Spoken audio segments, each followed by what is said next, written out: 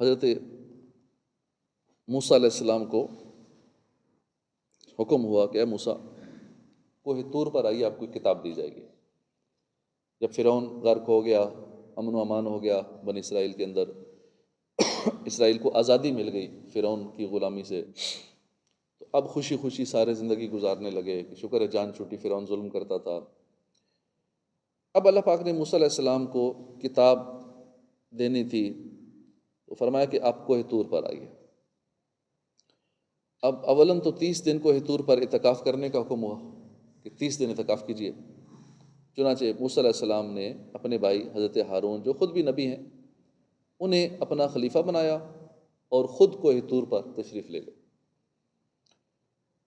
30 دن اعتکاف فرمایا، روزے رکھے، اور آخری دن جب اللہ پاک سے ہم کلامی کے شرف نصیب ہونا تھا، موسیٰ علیہ السلام نے مسواک کی، نظافت اور پاکیزگی حاصل کی کہ اللہ کی بارگاہ میں جانا ہے۔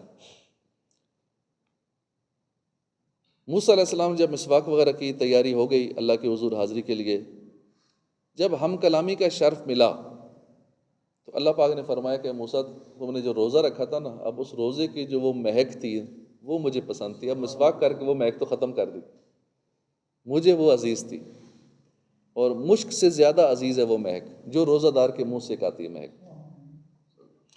آپ نے مسواک کر کے وہ مہک ختم کر دی ہے، اب جائیے 10 روزے اور رکھیے۔ پہلے 30 رکھے تھے، اب چونکہ وہ مہک ختم کر دی تھی، 10 روزے اور رکھنے کا حکم ملا۔ پتہ چلا روزہ بڑی پیاری عبادت، اللہ کو روزہ بڑا پسند ہے۔ اللہ کو کتنا، اب تو سردیاں آنے والی ہیں، دن چھوٹے ہو رہے ہیں، اور روزہ رکھنا بڑا آسان ہے، تھوڑی عادت بنائی جائے تو بہت سارے لوگ 2 ٹائم ہی ویسے ہی کھانا کھاتے ہیں، تھوڑی سی مزید کوشش کی جائے تو روزوں کی عادت بن سکتی ہے۔ اور سردیاں تو پھر ویسے ہی عبادت گزاروں کے لیے بڑی اچھی ہوتی ہیں، راتیں لمبی، دن چھوٹے، راتوں کو عبادت کرو، دن میں روزے رکھو، تو روزہ اللہ کو بڑا پسند ہے۔ روزہ دار کی جو منہ سے مہک ہوتی ہے روزے کی وجہ سے، اللہ کو مشک سے زیادہ پسند ہے۔ اللہ ہمیں توفیق عطا فرمائے روزے رکھنے کی۔ خیر، موسیٰ علیہ السلام نے 10 دن اور اعتکاف کیا، مزید 10 روزے رکھے، پھر اللہ پاک سے ہم کلامی کا شرف حاصل کیا۔ ادھر جو پیچھے قوم تھی بنی اسرائیل، انہوں نے پیچھے ایک نیا کام شروع کر دیا۔ ایک سامری تھا، اس سامری وہ تھا منافق شخص تھا، اس نے ایک بچڑا بنایا بہکانے کے لیے، سونے چاندی کا ایک بچڑا بنایا، اور اس میں کچھ چیز ڈالی، ایسی چیز ڈالی کہ وہ بچڑا آواز نکالنے لگا۔ اب سامری بولا، اے بنی اسرائیل، موسیٰ علیہ السلام خدا سے ملنے کو طور پر چلے گئے ہیں، اور خدا تمہارے پاس آ گیا، اس بچڑے میں خدا نے حلول کر لیا اور تم سے ہم کلام ہیں۔ استغفر اللہ۔ بنی اسرائیل اس کے بہکاوے میں آ گئے، اور اس بے جان بچڑے کو خدا سمجھ لیا، اس بچڑے کی پوجا کرنے شروع کر دی، یعنی شرک میں مبتلا ہو گئے بنی اسرائیل۔ اب ادھر اللہ پاک نے موسیٰ علیہ السلام کو پچھلے سارے حالات بتا دیے کہ آپ کی قوم یہ کر رہی ہے۔ موسیٰ علیہ السلام جلال میں آ گئے، بہت غصے میں غضبناک ہو کے واپس تشریف لائے، اس بچڑے کو ٹکڑے ٹکڑے کر دیے، چکنا چور کر دیا، سامری کو سخت سزا دی، پوری بنی اسرائیل قوم کو توبہ کرائی، دوبارہ کلمہ پڑھایا۔ اب سامری کے پاس ایسی کیا چیز تھی کہ اس نے سونے کے بچڑے کے اندر ایسی چیز ڈالی کہ بولنا شروع ہو گیا؟ اس کا بیان قرآن پاک میں سورہ طٰہٰ پارہ 16۔ موسیٰ علیہ السلام نے اس سے پوچھا کہ تم نے یہ کیسے کیا؟ تم نے سونے کا بچڑا بنایا اور کیسے تم نے اسے بلوا لیا کہ بولنا شروع ہو گیا بچڑا؟ بولا کہ بصرت بما لم یبصروا به فقبضت قبضة من اثر الرسول فنبذتها۔ میں نے وہ دیکھا جو لوگوں نے نہیں دیکھا، تو میں نے فرشتے کے نشان سے ایک مٹھی بھر لی، پھر اسے ڈال دیا۔ یعنی موسیٰ علیہ السلام، میں نے وہ دیکھا جو بنی اسرائیل کو نظر نہ آیا، مطلب میں نے جبرائیل علیہ السلام کو دیکھا اور میں نے ان کو پہچان لیا کہ جبرائیل علیہ السلام گھوڑے پر سوار تھے۔ چنانچہ میں نے ان کے گھوڑے کے قدموں کے نیچے جو مٹی تھی وہ مٹی اٹھائی، ایک مٹھی بھری اس بچڑے میں ڈال دی، بچڑا بولنا شروع ہو گیا، زندہ ہو گیا اور بولنے لگا۔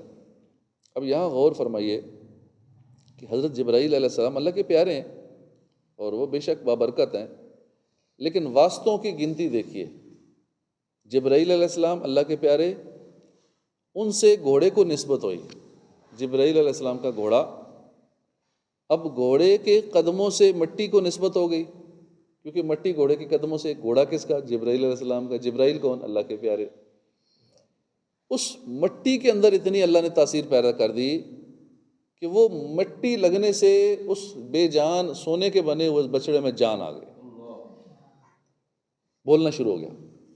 تو پتہ چلا کہ اللہ تعالیٰ کی عطا سے جو تبرکات ہیں نا، یہ زندگی بخش دیتے ہیں، ان کی برکت سے مردہ دل زندہ ہوتے ہیں، مردہ قوموں کو عروج ملتا ہے۔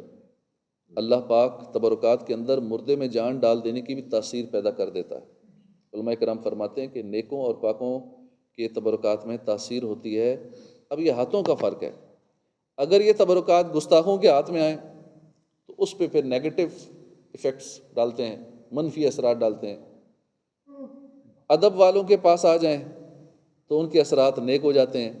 اب دیکھیے سامری گستاخ تھا، بے ادب تھا، جبرائیل علیہ السلام کے گھوڑے کے قدموں سے چھونے والی مٹی اس کے ہاتھ آئی، اب یہ چاہتا اسے برکتیں حاصل کرتا، مگر یہ گستاخ تھا، اس نے الٹا کام شروع کر دیا۔ اس نے اس پاک مٹی کی بے ادبی گستاخی کی اور اسے شرک کے لیے استعمال کر لیا، لہٰذا اس شرارت کے سبب بنی اسرائیل گمراہ ہو گئے۔ اللہ پاک توفیق بخشے۔ ہمیں چاہیے کہ بزرگوں کے تبرکات نصیب ہوں تو ان کا ادب کریں، تبرکات کی تعظیم کریں اور برکتیں حاصل کریں۔ کہ نہیں مانتے، جیسے منہ مبارک کی زیارت کرائی جائے، نہیں مانتے، نہیں یہ حضور کا نہیں ہے۔ اب نہیں ماننے والوں کو کچھ نہیں ملے گا، نہ ماننے والوں کو کوئی فائدہ نہیں ہوگا۔ ماننے والا ہے وہ اس عقیدت سے دیکھے گا، لوگ زیارت کرتے رو رہے ہوتے ہیں، دل کی کیفیت بدل رہی ہوتی ہے، کئی گناہوں سے توبہ کر لیتے ہیں، نمازی بن جاتے ہیں۔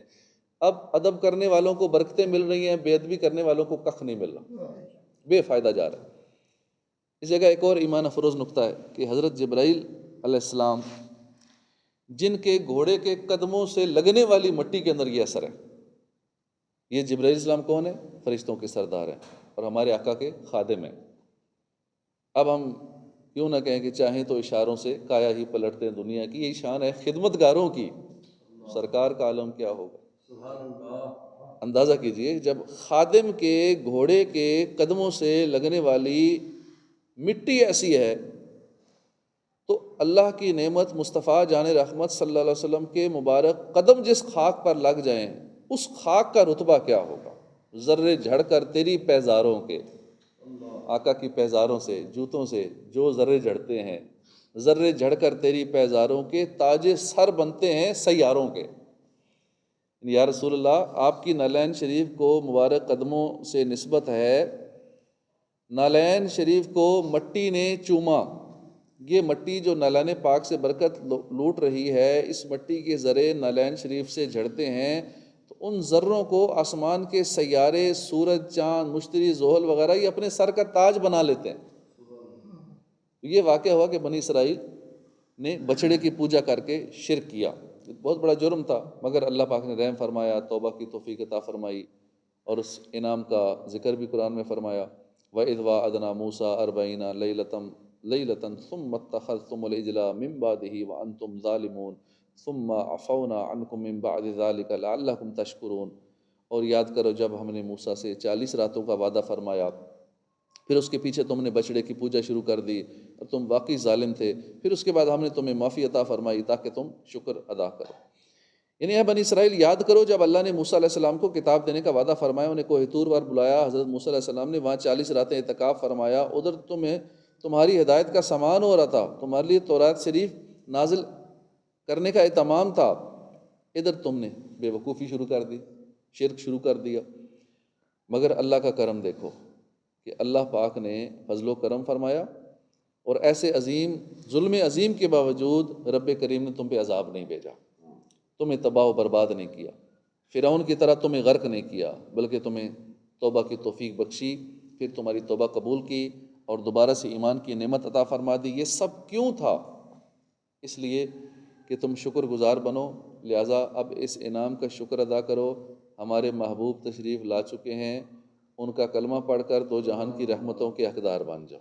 آج لے ان کی پناہ، آج مدد مانگ ان سے، پھر نہ مانیں گے قیامت میں اگر مان گیا۔ اس آیت کریمہ سے، اس واقعے سے ہمیں کئی سبق ملتے ہیں۔ پہلی بات تو یہ کہ اللہ پاک نے موسیٰ علیہ السلام کو تورات شریف عطا فرمانی تھی، تو اس کے لیے کہاں بلایا؟ کوہ طور پر بلایا۔ 40 دن اعتکاف ہوا، روزے رکھے گئے، عبادت ہوئی، تب جا کے آپ کو تورات شریف عطا کی گئی۔ یقیناً یہ بڑی اونچی شان ہے، مگر محبوب نبی صلی اللہ علیہ وسلم کی شان دیکھیے۔ آپ صلی اللہ علیہ وسلم غار حرا میں تشریف فرما تھے، آپ کو کہیں بلایا نہیں گیا، کہیں جانے کی زحمت نہیں دی گئی، بلکہ جہاں آپ صلی اللہ علیہ وسلم تھے جبرائیل علیہ السلام کو وہیں بھیجا گیا اور قرآن عطا کیا گیا۔ بلکہ یہاں بھی بس نہیں ہے، محبوب صلی اللہ علیہ وسلم جہاں تشریف رکھتے ہیں قرآن کی آیتیں وہیں اتر جاتی ہیں، کہیں جانا نہیں پڑتا۔ محبوب مکے میں ہیں، قرآن مکے میں نازل ہو جاتا ہے۔ محبوب مدینے میں ہے، قرآن مدینے میں نازل ہو جاتا ہے۔ محبوب طائف میں، قرآن طائف میں نازل ہو رہا ہے۔ محبوب سفر میں ہے، قرآنی آیت سفر میں نازل ہو رہی ہیں۔ محبوب مسجد میں ہے، قرآنی آیت مسجد میں نازل ہو رہی ہیں۔ محبوب بستر پر ہیں، وہاں آیت نازل ہو رہی ہیں۔ یعنی کہیں جانے آنے کی زحمت ہی نہیں دی جاتی۔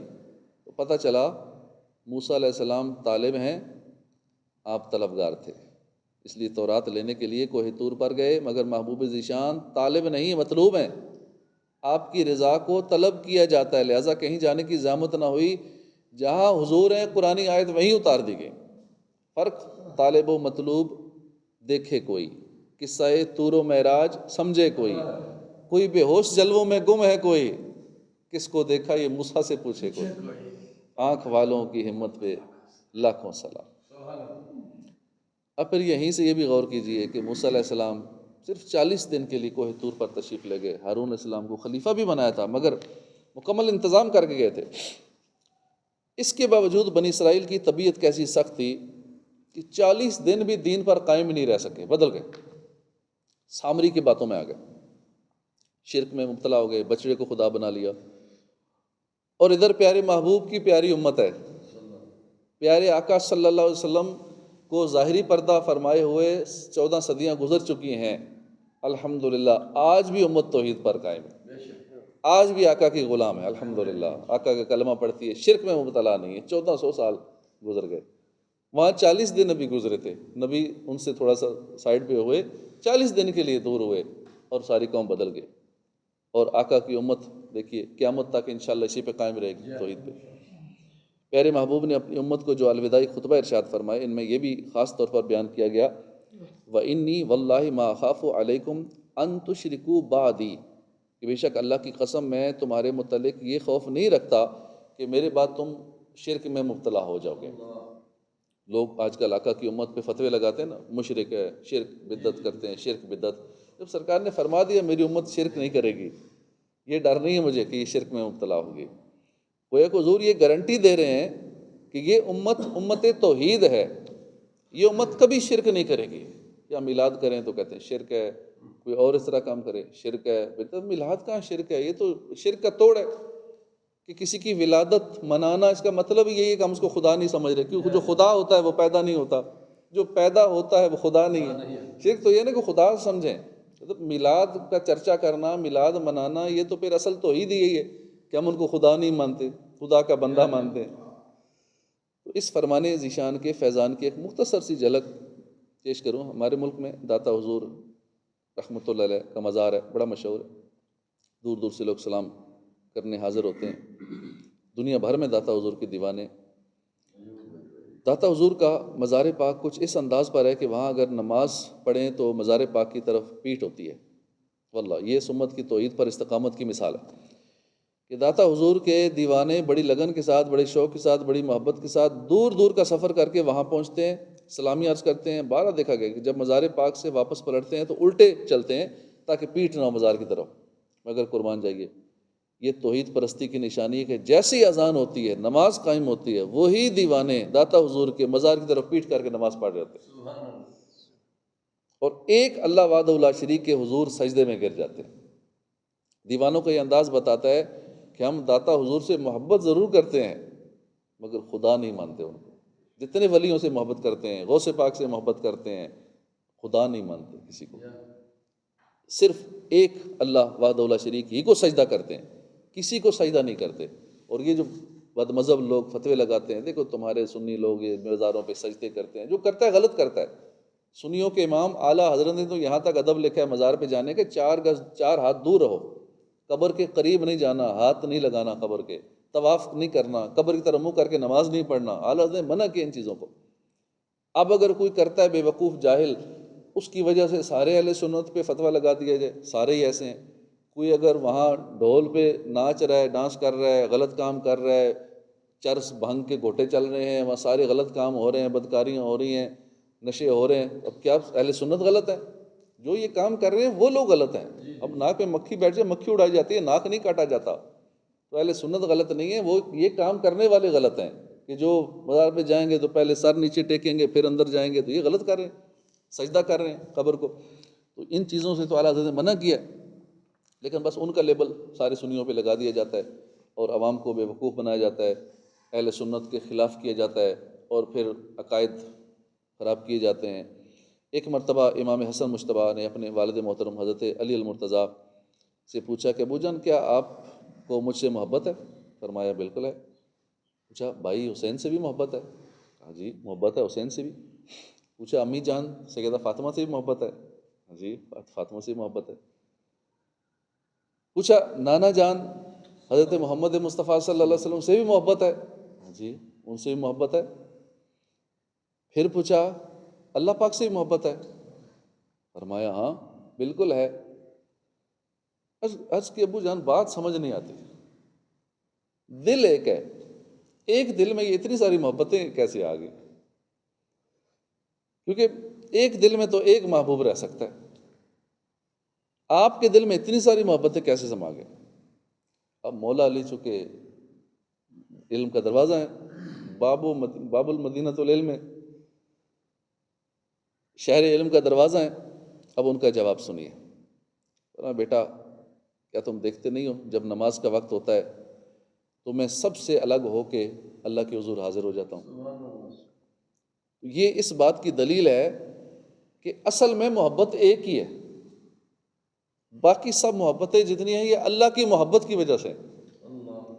عرض کہ یہ امت الحمدللہ اب بھی توحید پر قائم ہے۔ ہاں ہم صحابہ سے محبت کرتے ہیں، ہم اہل بیت سے محبت کرتے ہیں، ہم ولیوں سے محبت کرتے ہیں، غوث پاک سے محبت کرتے ہیں۔ کیوں محبت کرتے ہیں؟ یہ بھی اللہ کی محبت کی وجہ سے محبت کرتے ہیں، اسی محبت کا فیضان ہے۔ ورنہ جب سجدہ کرنے کا وقت ہوتا ہے نا تو صورت یہ ہوتی ہے کہ ایک ہی صف میں کھڑے ہو گئے محمود و ایاز، نہ کوئی بندہ رہا نہ بندہ نواز، اور بندہ و صاحب و غنی، صاحب و محتاج و غنی ایک ہوئے، تیرے دربار میں پہنچے تو سبھی ایک ہوئے۔